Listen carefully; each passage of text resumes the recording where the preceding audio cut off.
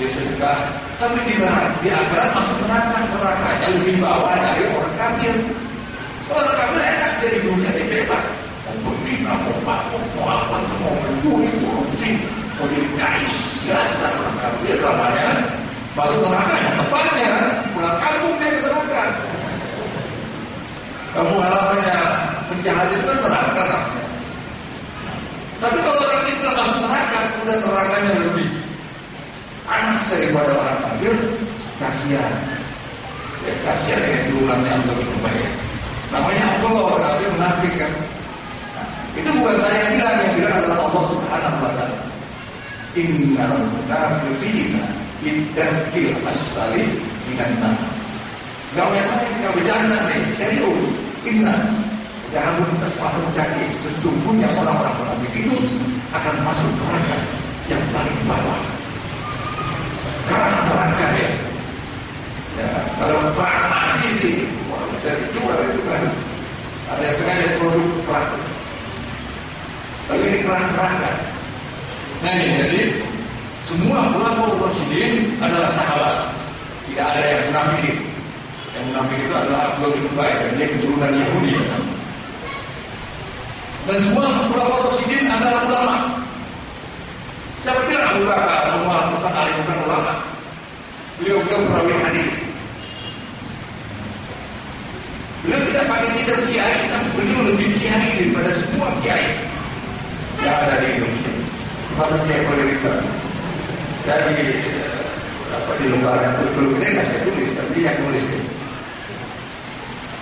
Kiai itu belum tentu ulama gitu. Dan saya memang belum ulama. Ketua masih ulama, tapi tidak mesti setiap ketua harus ulama. Mungkin saya adalah hadarnya ulama lah. Seksi rekodnya ulama. Nah, jadi belum tentu kiai ulama. Kalau sahabat ulama itu dia ulama. Di Solo, tetangga Jogja, itu ada kiai. Dia 10 Muharram dikeluarkan dari istananya, kemudian memimpin pawai. Itu juga membuat di Cino, ada dokter, ada jenderal, ada kanten segala macam. Ada raden macam yang kalau zaman Nabi Muhammad kan itu Rasulullah Agung, Rasulullah Atta, Rasulullah Agung, Abdullah bin Umar, Rasulullah Agung, kan? Berarti kan raden macam juga. Ikut semua pawai di dalam kiai. Saya pakai. Namanya Kiai Selamat. So, tinggalnya di dekat keraton. Nah, ternyata Kiai Selamat ini luar biasa, lebih hebat daripada Nabi Muhammad. Kayaknya kalau ini di jalan itu ditungguin, sudah selesai diambil. Pelacur itu ambil pedagang, ambil pelacur tapi lupa kasih buka yang buat masker. Besok biasa terima tamu 3 orang jadi 10 orang terima tamu bercanda jadi 10 orang. Jadi mau cari selamat ikut sampai sama Kiai Selamat bukan selamat. Musyrik. Nggak tahu di mana nih. Solo kan ada rupi itu, ada apa itu. Tapi ternyata kemusyrikan sana luar biasa. Jogja juga demikian para British itu ya. Tapi itu bukan judul kita sekarang ada bahwa semua ulama Rasul itu ulama. Lanjut. Nah, ulama inilah yang mewarisi para nabi. Al-ulama warasatul anbiya. Para ulama adalah pewaris para nabi. Dan kapannya yang diwarisi? Jangan poligaminya doang yang diwarisi. Diwarisi tugas, fungsi, tanggung jawab dan bisa menjadi idola serta panutan. Jadi ulama mestinya kalau mau dipanggil ulama, dia mewarisi para nabi. Tugasnya apa? Dakwahkan tauhid, membersihkan muka bumi dari syirik dan khurafat dan bid'ah. Model Muhammadiyah dulu, Muhammadiyah sekarang singkat kayaknya. Muhammadiyah dulu kan dia TBC, apa TBC? Takhayul bid'ah khurafat. Di mana tuh pusatnya? Di Mantap. Jogja. Dan sekarang Muhammadiyah berangkat TBC lagi. Jadi fungsinya tugas Nabi itulah yang diambil diwarisi kepada para Nabi. Fungsinya juga dan tanggung jawab. Bulughul Ghaib, 20 Ghaib, Mas'ulun Baik. Tetap menjadi idola dan panutan. Kalau umat Islam Indonesia, idolanya siapa ya? Idolanya ada Indonesian Idol, idola cilik katanya. Bukan itu. Nabi Muhammad, maka ulama harus mampu menjadikan dirinya idola. Oleh karena itu dia harus satu kata dengan kekuatan, satu iman, satu ilmu, satu dengan amal. Amalnya harus ilmunya, ilmunya harus amalnya, dan dia menjadi uswah hasanah. Ini kalau kita mencari model-model pemimpin Islam untuk kita terapkan di Indonesia, kita tidak bisa. Kita tidak Islam lokal, tidak bisa. Itu baru Islam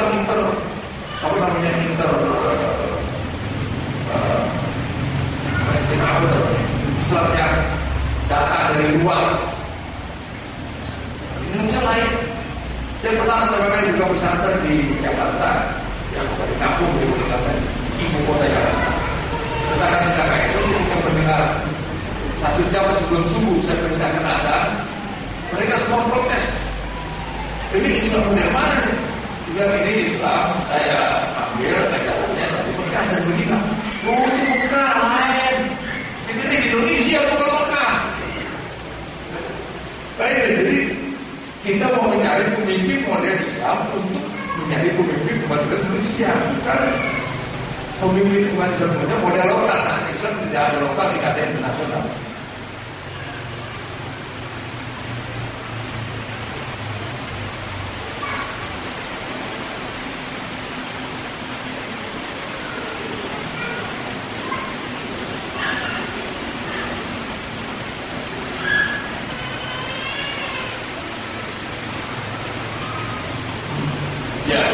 Jadi Islam tidak ada lokal, tidak ada internasional, tidak ada Islam impor, Islam ekspor, ya. Islam semuanya. Nah, kita ingin mencari pemimpin Islam yang siapa dia?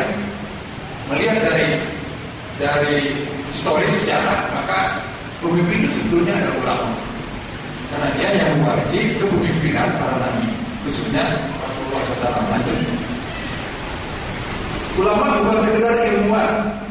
Nah, jadi ulama adalah calon pemimpin.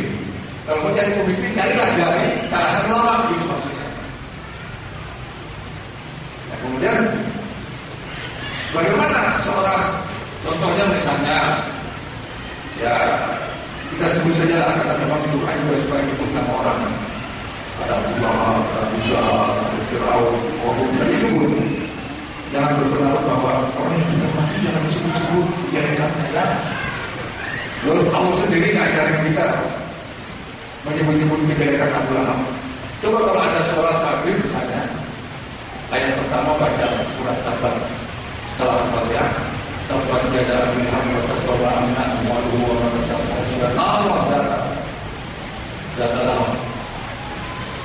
Berarti ini ada provokasi bagi seorang mencaci maki orang, masuk neraka, istrinya, hartanya, semuanya masuk neraka sama-sama. Mestinya batal sholat itu. Ini tidak pada berpahala. Caci maki orang yang sudah meninggal di dalam sholat, tapi Quran dapat berpahala, sunat hukumnya. Nah, sekarang kalau saya sebut nama orang itu ada dalam rangka bagaimana menyelamatkan kita dari virus-virus yang berbahaya, yang rusak akidah dan yang disebabkan yang tidak bisa. Contohnya misalnya ilmuwan dakwah berhantu, orang itu hidup belum mati, boleh lebih baik. Orang Jogja, orang salah orang Jogja. Dia ilmuwan, bukan ulama dia. Coba-coba mau bikin tafsir, gak laku tafsirnya.